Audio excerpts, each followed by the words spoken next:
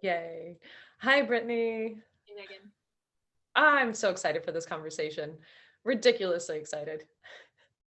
Completely mutual.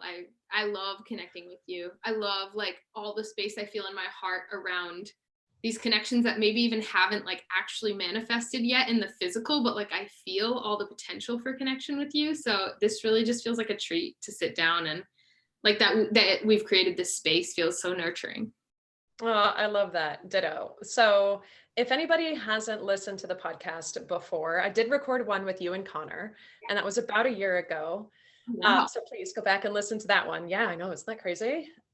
What I want to focus on in this one is you and I, and being female in this world and connecting on all things. I mean, we love having the same conversation in the world about ethical non-monogamy and relationships and love and all that good stuff. You are an entrepreneur, so you have created this as your business, as your livelihood, and you are a mom, and you have multiple partners, and I'm just like, I just want to connect with you, be seen, be heard, figure out your, like, how are you doing this and how can I learn from you, and I can share in that regard too. And I want to connect and put it out there for all of the women, not just women, but specifically female identifying and having kids. It's like it adds this extra variable. So you and I were talking right before we recorded this Yeah. about how we recorded something for your show, for your YouTube channel. Yeah. By the way, if you have not checked it out, you've got so many videos. You are a prolific creator, you and Connor. You've got 60 plus thousand subscribers. So go there if you have not experienced that. But what we did is you invited us on your channel. And so you and I made the connection, and then we had the guys there. So Connor was there, and then Marty and Kyle were there.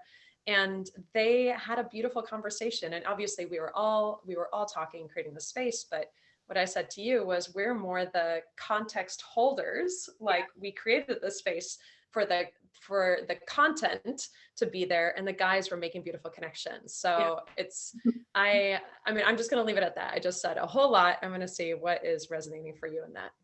Yeah, I love that so much. And it's so cool. I feel super fluid in how I identify. And something that we actually hit on in that interview talking about is just like divine balance and how we all have masculine and feminine energy in us. And I do really love the part of my feminine that I feel like you and I both have this fire this lifetime to create containers for people to connect, for more resonance, for like the reemergence of community and family in tribe in this bigger context. And I think that is a huge that's a huge vision with this exploration of non-monogamy. It's really just, and it's like a huge vision in general for how I think we can all thrive. So I love that. I love that. I feel like that's part of what I really feel resonance with you around is like we love creating these spaces.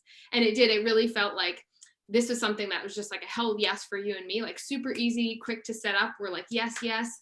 And the guys were like excited to come into it. And I feel like it is that, like I made the metaphor before this, which is fun because I really feel like I don't generally make these metaphors, but it just feels fun and lighthearted and true. It's like we are the feminine container and then the masculine like comes in, it asserts itself and like does its thing, like has this really powerful impact, this connection, like everything that was exchanged between them and then leaves. And I love that. It just felt like these roles were really well executed in super like in their divine form. It felt like just really Mm-hmm. beautiful. Yeah, and I felt like you and I during that recording too were like, oh yeah, we know that there's like, Mhm. we're partially responsible for the connection that they made as men, and such a beautiful, healthy connection that was happening in that moment because they'd never spoken to each other. And we're just like sitting back going, yeah, Yes. yeah, like we created something here. Yeah. But I feel like that's what we're doing on, like you said, a much bigger level. So that's our big vision. I'm so excited to find out, how did you get here? I mean, you have so many recordings, but could you just do a quick summary of how did you get on this path to where you are right now? Yeah, this is a great question. Oh man. So there's so many ways that this has come about for me. One thread that's been with me my whole life is that this feeling of tribe and community and like non-traditional family, or maybe ultra traditional if you go back far enough, but like a not a nuclear family, but a kind of like radical and different looking family has been a part of my whole life. So I grew up with my mom and with my dad. They were divorced from when I was 2.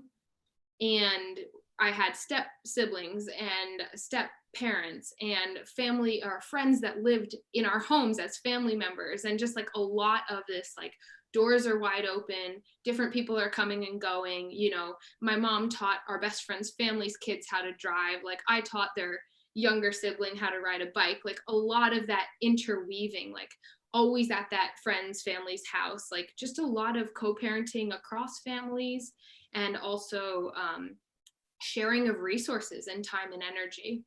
So that was just, and it was really normal, and everybody was like, I feel like encouraged to be themselves. That's something also that's been with me. I have like being weird or different is kind of revered in my family, which is so cool, you know, like I love that. Yeah, me too. And which isn't to say it was like easy for everybody in my family to accept elements of my life, like non-monogamy. And also I felt their genuine desire to love me there. And now I feel like it is more the norm for me, like not for them, but for me and in their eyes. So there was that thread. Then there was like, with me from a young age, I felt like I was naturally attracted to multiple people. It was just like, that was normal. And I can see ways it manifested. Like I had my partner at school and then like my partner in the neighborhood. And it didn't really occur to me until later on that like I wasn't supposed to have both, or like I shouldn't talk about them. And then I was like, oh, that's not okay or something. But initially it felt like I was just doing it. And I also felt a lot of jealousy. So I felt both sides of this like monogamous storyline I had been taught. And also, yeah, just I think I was just like acting out these different parts, and it's fun to reflect back on them and see how like, yeah, this is in my nature. And so after having a number of like long-term monogamous partnerships, I realized like I can't do it again in that way. And I think I gave up on the idea for a while that it was possible to have a lifelong partnership with someone. And what I saw is like, I can't authentically live my truth and commit to another person in that way. And then I met Connor, and he said, like, I always remember this one conversation. So we met as friends. We had this like ongoing friendship. And then one day he was like, hey, I'm totally in love with you. This is all long distance. And I was like, oh man, me too. Me too. And I had a partner at the time, and that was cool. It was just like always assumed from the beginning that we'd be non-monogamous. And there were a lot of challenges right from the beginning. And one of the things he said to me was like, we had come up against this conflict, and he said, you know, Britt, I figured it out. We can just do whatever we want and like make space for it. Like we can just have space for whatever could come up and just decide to like have this epic partnership together. And it like the way it landed for me was this belief that I could have that authentic truth with myself and be in partnership with this other being, with the vision being like forever. So yeah, that's kind of, those are some of the things that kind of led me to where I am. And that was 7 years ago when we started our like romantic connection. And it's just been an epic evolution over those 7 years. And then, you know, with other partners, and now having another full-time partner as well. Yeah. Describe a little bit your current life or current living situation. Yeah. So I currently have 2 partners. Bridget is my other partner. And she and I live in the same house right now. Connor, Bridget, and I. So Connor and I together since 7 years ago, and always lived together, traveled together. I met Bridget, just like instantly had this really deep connection. And after about a year of me exploring that connection, and I had just given birth, it was like 2 months into, maybe even just a month, when Ilya was just a month old, Connor was like, hey, I think we should all move in together. And we had taken this epic road trip, and it went really well. And we all worked really well together as co-parents. I think that we still do all co-parent super well together.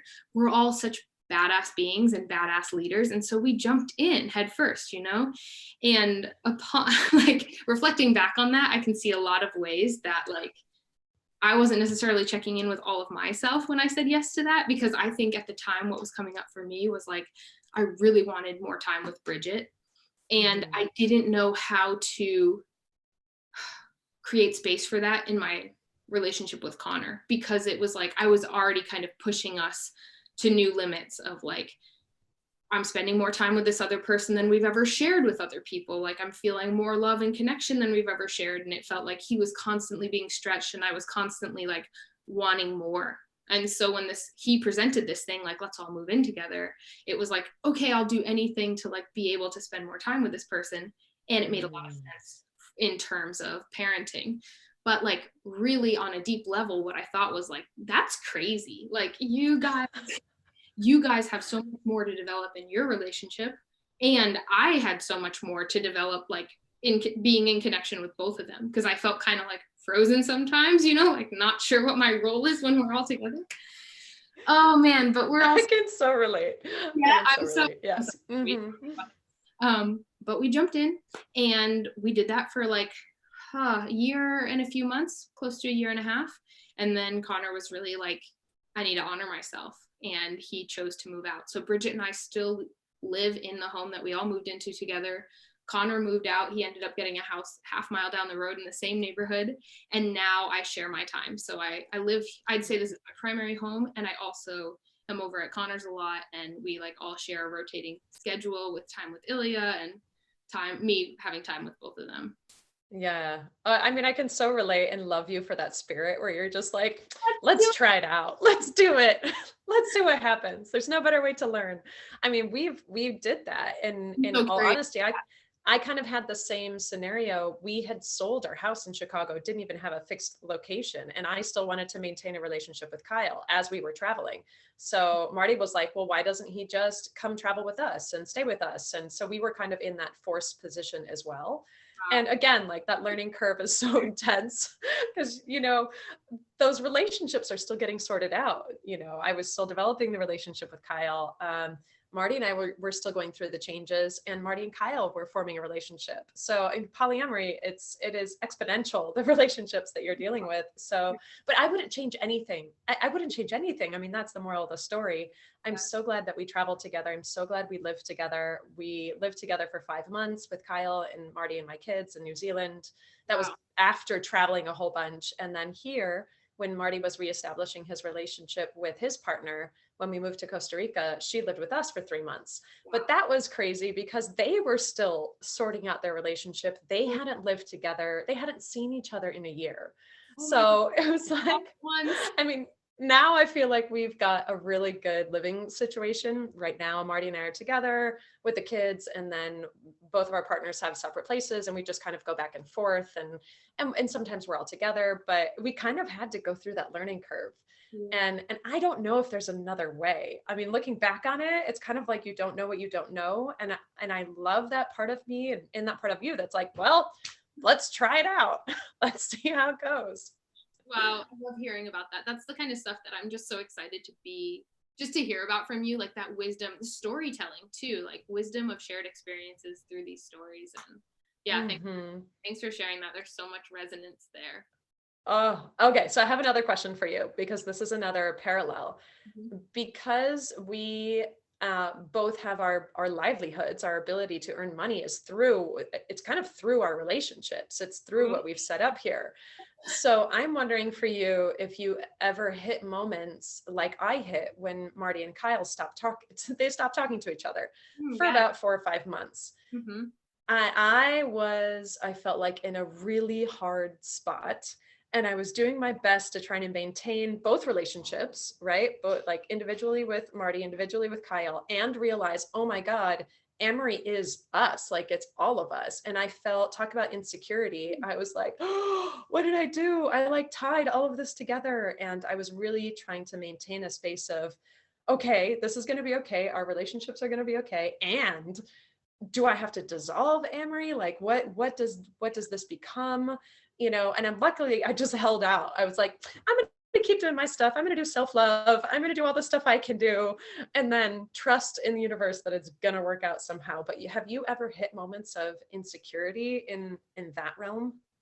Oh my God. Yes. This is such a great topic. Yes, I have. And I also I feel this, like, I love that you did that and that you held out and that you were sharing what you were focused on, because to me, that's such a big part of this whole journey is like, yes, it's about, in this case, like all three of you. And sometimes it's about your individual journeys and strengthening your own connection with yourself so that you can have more space for Amory. And I know that from firsthand experience, whenever we create space, it's not space from each other, it's space to connect with ourselves. So that way we can, from that space, actually be in connection with each other, because we connect to each other through ourselves. So it's like almost like drawing a string back through your heart, and that's how you connect to others, as opposed to like maybe in these times where we're trying to integrate new relationships and we're like putting that string out as like our energy is flowing away from us.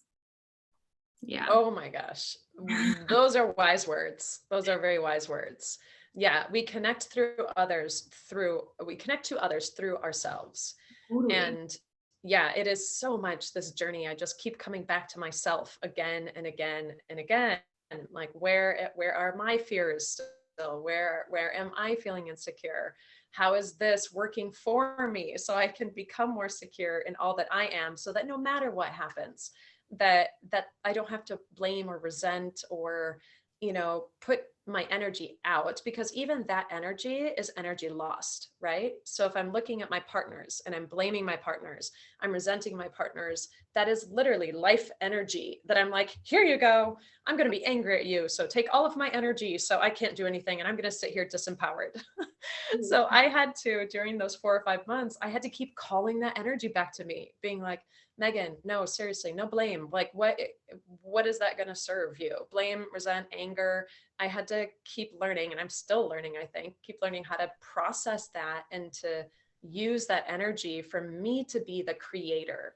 And literally like creator, making podcasts, making the self-love journey, or making things. I mean, you're a prolific creator as well. And I see that you've like mastered that art of how do I alchemize my current experiences into something that I can share.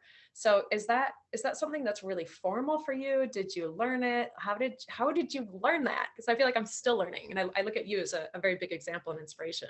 Thank you. Thanks for asking. Yeah. I feel like I can kind of, those two themes really go hand in hand for me as well, like using that time as a creative fuel. So to answer your first question, I have had times where Bridget and Connor aren't talking to each other. And actually, when Connor moved out, he just wanted a big space. I think initially for him, it was like 6 months.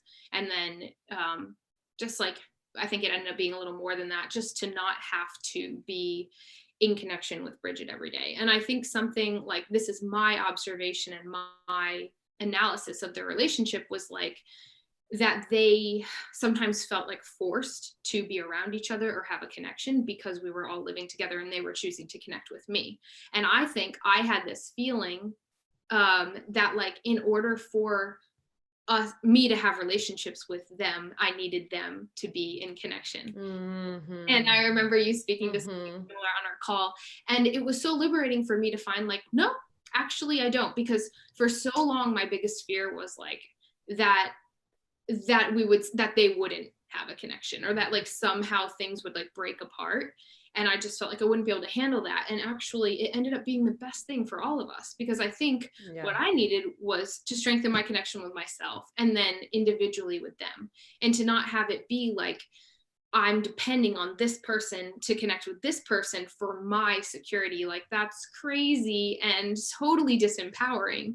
And I knew that the whole time we were together. And also, you see how one person is affected by the other, and you feel so much compassion and empathy. And like in the beginning, there was this definite like tendency on my part to be like, hey, I think so-and-so is like maybe needing a little bit of this and that. And it's like over time, just like, oh my God, that's so not my place or that person's place. So wow, I learned so much so fast. And then when we all took our space, like essentially it went from like we did the whole thing where just the way we transition Ilya, since Ilya is only 2 years old, we tend to have like 2 to 3 hour chunks with Ilya, because I don't like to be away from Ilya for longer than that. We're still breastfeeding full time, et cetera, et cetera.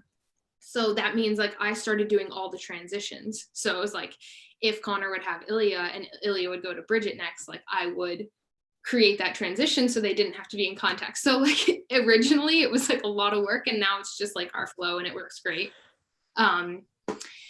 And recently they started talking again, but you know, it's like what I've learned through all that is like how I feel, my sense of security, and my depth and continual evolution of relationship with either of them actually doesn't have to do with their connection with each other. And if I think it does, it's more painful. And they've gone through like so many different evolutions, and I've watched myself attach my feeling of security or joy to like, oh, they're really connecting, or like, oh my gosh, we all have this like really beautiful family, or oh, it'll look like this, it'll look like that, and then it changes and I felt pain. So now it's like, cool, you're talking, cool, no you're not, cool, like, oh, you like them today, oh you don't, cool, like whatever. And that's been ultimate surrender for me, because I had and still hold this vision very much of community and like one family unit, not like I'm building a family over here and a family over here. And I think that's kind of like a big part of what I'm here for this generation, because I think that's what my family did really well, was form two separate family units. And I feel like I'm here to be like, yeah, and we can all come together and have like one family where everybody can still get all the nourishment they get from having those safe containers within this bigger container. Wow. Wow.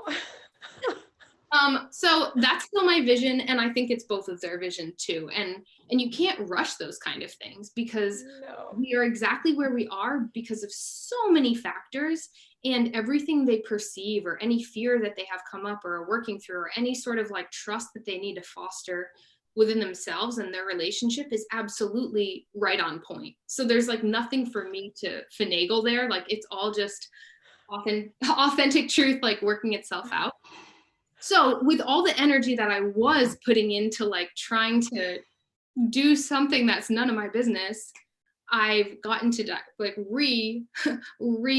focus that energy into my creative pursuits. And yeah, I love that. I love that you and I have chosen to share the vulnerability of this journey in a way that also propels us forward as powerful entrepreneurs or business owners, because it really is such deep work. And I think we're in the unique roles of feeling so open to sharing all of it with people. And I'm just like, I absolutely love it. So yeah, I don't know if I'm hitting on the last part of your question, but I feel like no worries. I got rephrase it. Yeah. If you want more. I got sidetracked back down to, oh my God, I'm seeing a mirror image of myself. I love that. so much, because I feel like I needed to go through that learning curve of, yeah, Marty and Kyle's relationship is not my responsibility. In fact, if anything, I had developed this kind of righteous view of like polyamory, or what is it? Kitchen table polyamory, where everybody gets along with everybody. That's the only way to do it. And life just keeps showing me otherwise. Like, Megan, every time you think you got the right way, like here's another perspective. Here's an experience for you to go through. And I've had to pull myself back from having to jump in to control or be a part of other people's relationships in a way, because like you said, it's not empowering for them to like, they should be allowed to figure out how much energy they want to put in. And if anything, I have felt that on the opposite side. There've been times when Marty's partner and I haven't been really connected or going through some conflict. And I felt the pressure from Marty. This was, a while back, a year or two ago, of like, hey, don't you think you should talk to her? And, that doesn't feel super empowering. So I feel like I've had to learn it from both sides. Like, okay, I want the space to make the relationships with the people how I want to make them. And we figure out as natural set point, and vice versa. Megan, like, don't interfere in other people's stuff. I mean, I can set boundaries, and that's what I think I needed to learn. Like, what is my boundary around this? What conversation am I willing to participate in? Why and how? And then where am I not? And where does it drain my energy? And yeah, it's helped me create a much more balanced state for myself. Not always, though. I always have to learn by being imbalanced, like, oh, and I lost that shit over there, and then came back over here, and I'm controlling, and then I'm checked out, and then I'm controlling, and then maybe I'll hover right around in the middle, like it's good. Yeah. Yeah, you said that. I feel like I've learned that balance actually is attained through hitting your edges or like going past them. And I think that's a good thing for us to just say out loud for anybody else who's like feeling like they're, you know, swaying from side to side, because I think that is part of finding that balance. You have to Yeah, know you where have to, you kind of have to, you got to know like what's my capability over here, what am I over here, and being pushed and pushing ourselves. And I do totally see myself in your energy as well, because I think we've got this similar, we'll call it an aggressive vision of what's possible. And I like that. Like and again, I'm sure I'm going to have to learn to be unattached or lovingly, you know, detached to my vision. But I feel like what I can see is so possible that I get frustrated when there's the roadblocks in between. And I forget, you know, that is part of the process. Like Megan, just this is all part of it. And if anything, if I feel so pulled for this vision of the future, I have to remember that my most powerful states are in the allowance states, not in the pushing states. And I, you know, that's part of my energy that I do like too. I like that I'm just like you, willing to go out there and be assertive in different things, but also have to cultivate this allowance energy. How have you learned about those two parts of yourself? Because I think you started talking about that earlier. Yeah, wow. It's cool. My ex-partner, my ex-husband, who I had a monogamous partnership, was just visiting, and he was really reflecting on how much I've changed in that regard, and that I was so much like, you know, trying to just so type A, trying to like make things happen all the time. And he's Costa Rican and he's just like super chill, you know, that's like Pura vida. vida, tranquila, like just chill out. And I think that's one of the reasons I was attracted to him, was because he brought so much of that. Also linked with confidence. And I think both of those are things that I learned from that relationship. And it's just been really like finding where to put my energy, I think, because and I wonder if you resonate with this. Like, I have so much energy. I think this is part of the reason I have two partners. This is because like, oh my God, yes. And like just thinking about what I used to do before, because before meeting Bridget, I'd had partners or like lovers or friends, and she's just the first person who was really like, wow, I want to like spend more and more time with you and really cultivate this deep connection, this deep life together. But so what I was doing before was just like putting my energy into all these different spaces, you know, like my physical practices and business. And I felt like Connor, it would sometimes be draining maybe for him to be around me and feel like he should be in that energetic space when he wasn't like feeling that. So I really learned how to take that energy that maybe I was initially holding out, like, Connor, do you want to do this thing together? Do you want to do this thing? And I got really good at being, quote, rejected, like so good at hearing Connor's no. That's something I hear regularly and like love it, because it's just, and he loves to hear my offers because he feels so loved, and he loves to be able to say yes or no and know that like my love won't go anywhere. Yeah. And I had to learn that lesson, because initially it was like, you get that no, and if you take it personally, then your energy is like gone, you know? Yes.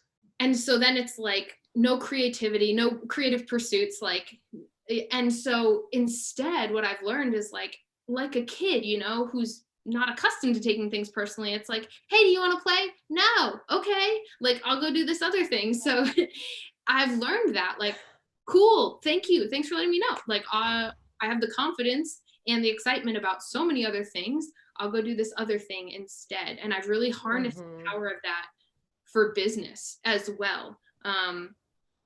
Wow. And then, yeah, just, I think I do gravitate towards partners who are more on that yin side. I think Bridget and Connor both are. Bridget definitely has more of that fire and that power.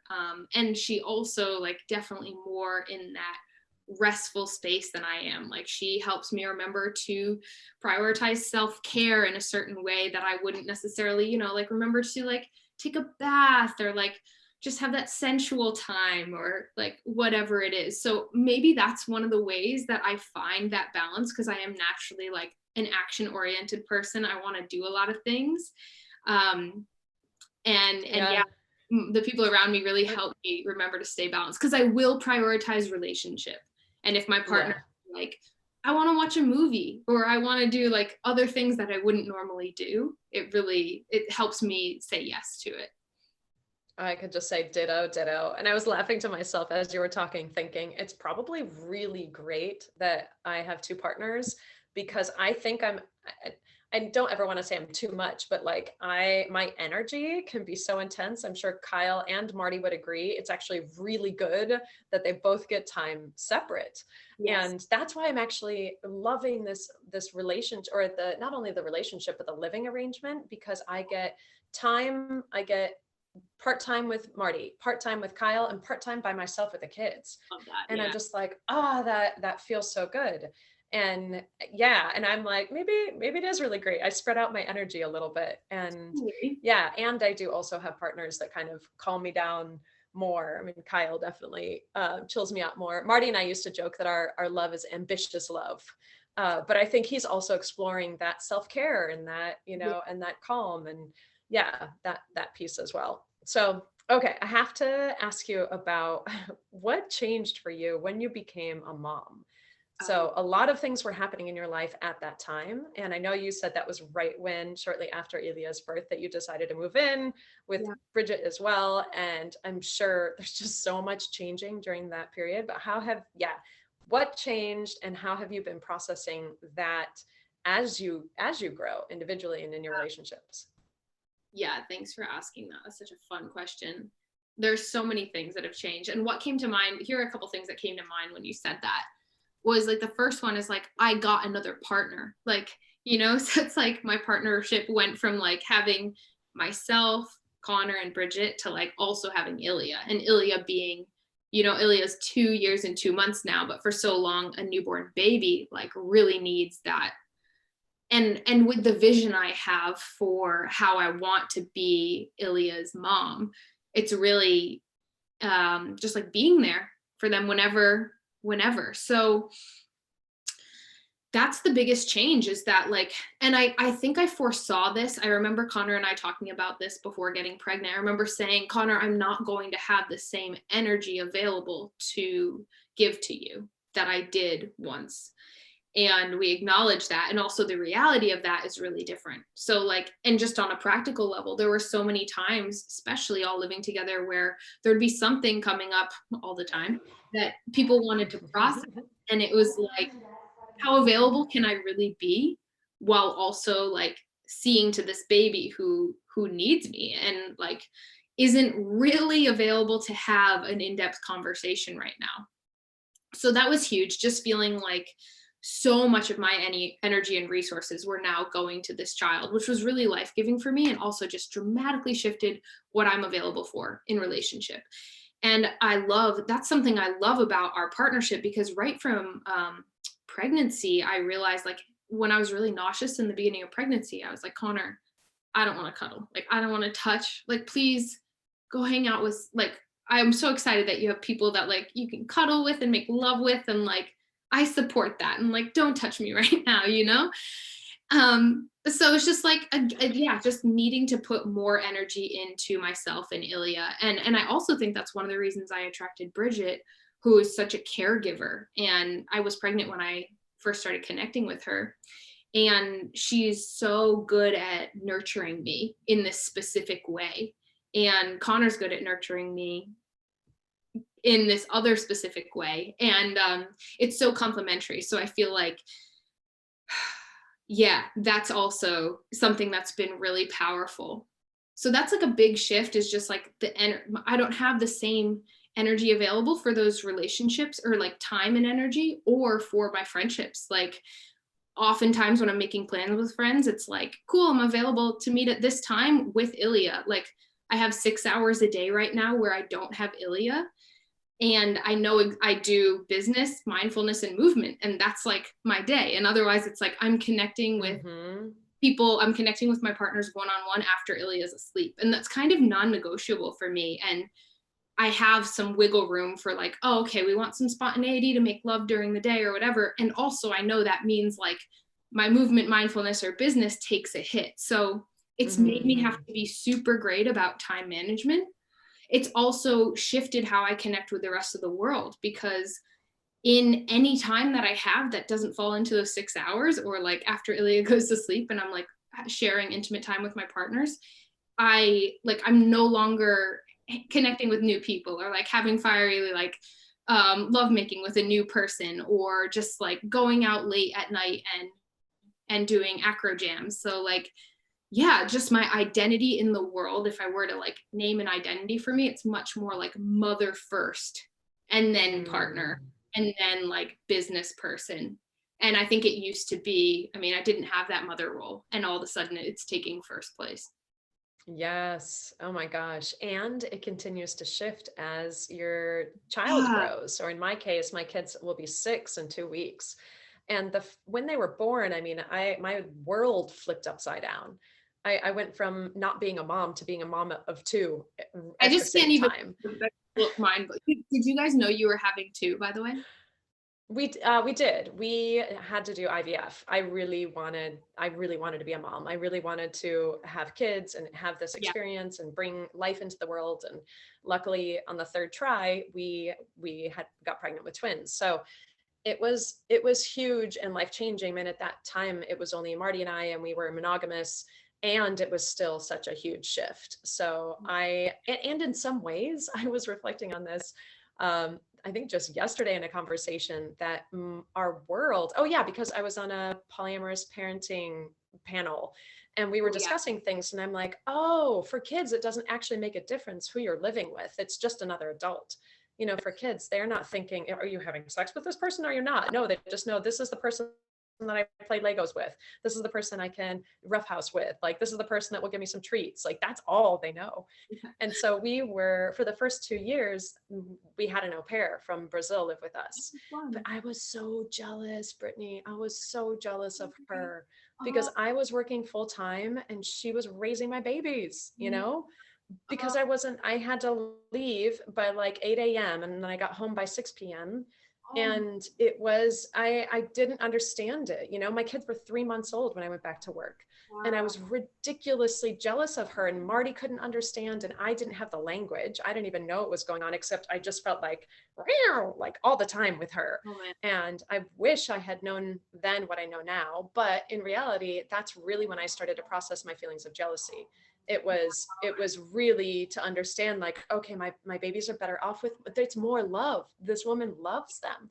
This woman is giving of her energy and taking care of them, and what a beautiful gift that is. But also I had to deal with this part of me that was like, but I'm not giving it to them, and I'm not giving them little kisses on the forehead during the middle of the day. And I mean, it was a lot. It was a lot to go through, and that was the first 3 years of my kids' lives, more or less.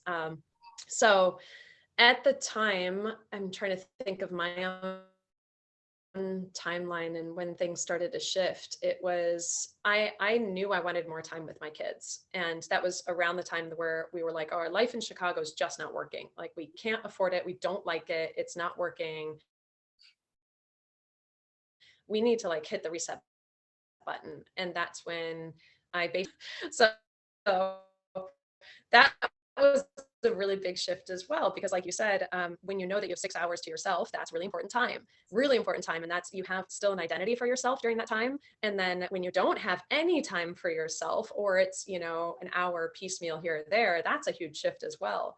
So I think all of us have to go through it. It doesn't matter if you have multiple partners or not, but when you think about where am I in the world, where am I putting my energy and attention? Do I need more solo time? Do I need time to move my body more? Do I need more purpose? And I would call purpose, like, thankfully, work for me. Sometimes people's work isn't their purpose. That's just a way to make money. So it's like, how do we allocate our time in the day, and how do we empower ourselves to shift that if it isn't working for us? And things are constantly changing, right? So as Ilya gets bigger, I'm so curious to see how things go for you. And I just know where my kids are at, and I can only imagine when they're 16, not 6, how different that feels. Yeah, I love that. It's so fun that you have kids that are 4 years older, so I can like get a glimpse into what might be coming. Happy to share. And again, parenting is just so individual, just like polyamory. It's like, this is how I parent. I don't know. I'm still learning what works for you. How does that work? Actually, there's so many similarities in, as we open up and understand that there's no right way to do anything. I think we take things less personal, and I think it's made parenting a whole lot easier. I'm like, ooh, how are they doing that? oh yeah, that seems great. Like, I'm going to take that piece of advice. And I think if I hadn't been practicing polyamory, I mean, there's such a transferable skill set Yeah. into not, just kind of like looking at how other people are doing things and testing things out and then trying it and not like taking it personally if it doesn't go well. It's like, well, let's try something new. Yeah. Life's one big experiment. But yeah, what else? Oh, can I ask you? It totally is. If you are currently on a learning curve right now, what would you say your learning curve is? Well, besides the constant learning curve of true love and like what that actually means to me, I mean, that's definitely my biggest one. Yeah, that's the biggest one. I'm going to sit with it and see if there's something else that comes up, because that feels like such a, almost like an abstract one to explain, because it's just interwoven into everything, and choosing that path of allowing and supporting.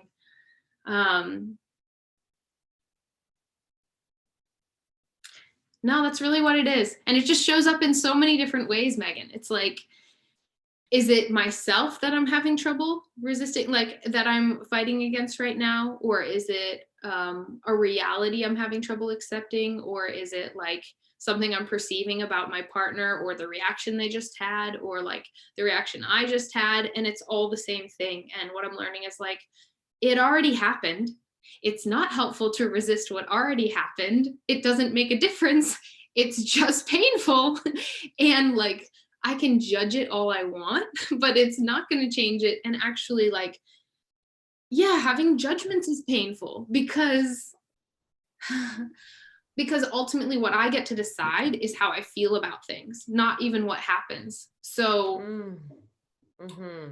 yeah, so I'm just learning this one over and over again, whether it's like I've had really deep experiences with Bridget and with Connor recently, and it's just all the same message for me, which is like, open up, open that heart. When I feel the pain get hit, open it up. Like, that's the best time. When I've been taught like it's not safe because something hurts and I like need to close and cower, actually that's the best time to open up. And it's this moment, and it's a choice, and it's so empowering to realize, like, I was going through this morning. Bridget and I were having this big, like, just this talk, and I was feeling like this is really a powerful time to hold space for Bridget. Yay. I love like getting that opportunity. And I'm like, I got this. I'm listening to her and I'm having my internal dialogue, and it's like, great, you're doing great. Ooh, that hurt a little bit. Okay, breathe. Yeah, like good, breathe. And it's like, wow, it feels so good. Like, what would life feel like without triggers? Like, I got this. And then it's like, she said something else. And then I'm like, notice this reaction. I'm about to say something. And it was like, my mind was trying to convince me, like, yeah, but this is different. Like, but this is different. And this needs to be said. Like, no, now she thinks I'm doing it wrong. And I need to push against that and let her know, like, no, I'm so open right now. I have so much space for what you're saying right now. That's why I interrupted you. And like, that's why I'm space right now. And it's just like that, like I feel it rising up. And it's like, no, like, just don't. And just breathe. Just don't say the thing. Like, if it feels urgent, if it feels like I need to stop this person from talking and say it, it's probably not love. Like, just like the same lesson hits me all day long from these different vantage points. And once in a while, I feel like I'm a rock star. Like, I'm a fucking rock star. I'm rocking true love, and I'll be like on a high. And then most days I'm like, I'm really good at this, and I'm such a student. I'm so like, I'm still so humbled by this every day, and what it feels like really to like let my ego dissolve and just feel like totally open to, in this case, like receiving feedback about me that is potentially painful for my personality, or like my stories or my parts, and just like letting it, and then being really aware of like letting it, but not in like a way that I'm a victim to it, just like letting it and learning it, and remembering that everybody's my ally, especially my partners. Like, if they're perceiving something about me, I mean, 100% of the time so far it's been right. Like, there's something they're hitting on that is right. And I want to pay attention to that and learn from it. And if I'm like getting like like my butt in their face, like just by being like, but this thing, like I'm no longer available for that lesson. Oh my God, I love that. How did you say it? I'm putting my butt in their face, but But oh my God. Ditto, ditto, ditto, ditto. I could not say it enough. I'm just like, I'm so there with you. So there with you. On the like the moments of I got this shit. And then whack, there you go. Here's another lesson to learn. Yeah. Oh my God. And how incredible it is. You know, I don't know what this thing called consciousness in life is all about. I mean, we just get to experience it. And some days I'm in awe, and some days I'm like, holy crap, this is hard. And I don't know, just to be here through it all, because there's nowhere that we're getting, you know, it's not like we're going to a yeah, destination here. It's all about the moment. That's it. Like that's what we got. We got the moment. man, I feel that so much. And I feel like having a poly family, Cut you know, out. oh, you there?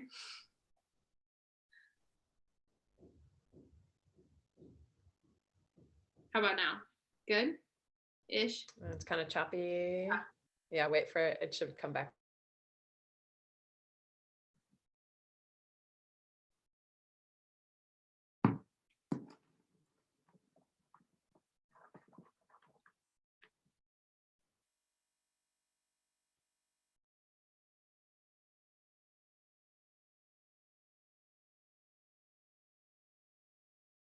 How about now? I don't hear you.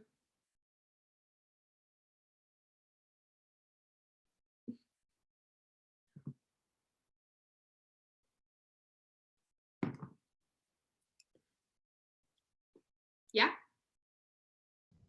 Yeah, there we go. Cool. Okay. Okay.